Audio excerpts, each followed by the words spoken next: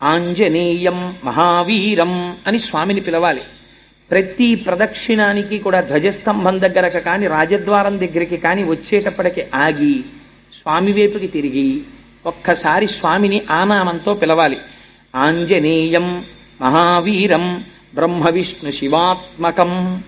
బ్రహ్మ, విష్ణు, శివుడు మూడు మూర్తులుగా కనపడేటటువంటి ముగ్గురి యొక్క తేజస్సు ఒక్కటిగా కలిగినటువంటి పరబ్రహ్మస్వరూప బ్రహ్మ విష్ణు శివాత్మకం బాలార్క ప్రభం శాంతం.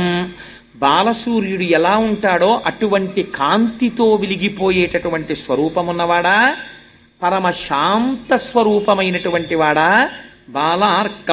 బాలార్క ప్రభం శాంతం రామదూతం నమామ్యహం. ఓ రామదూత నమస్కరించుతున్నాను అని ధ్వజస్తంభం దగ్గర కాని రాజద్వారం దగ్గర కాని నిలబడి నమస్కరిస్తూ 108 మాటలు తిరిగితే మండలం రోజులు ఎటువంటి అనారోగ్యమునకైనా సరే ఏదో ఒక మార్గము దొరికి వాడి ఆయుర్దాయము పొడిగింపబడుతుంది. అంత గొప్ప స్వరూపము హనుమ యొక్క స్వరూపమని పెద్దలు మనకి అటువంటి విధానమును ఏర్పాటు చేసి ఉన్నారు.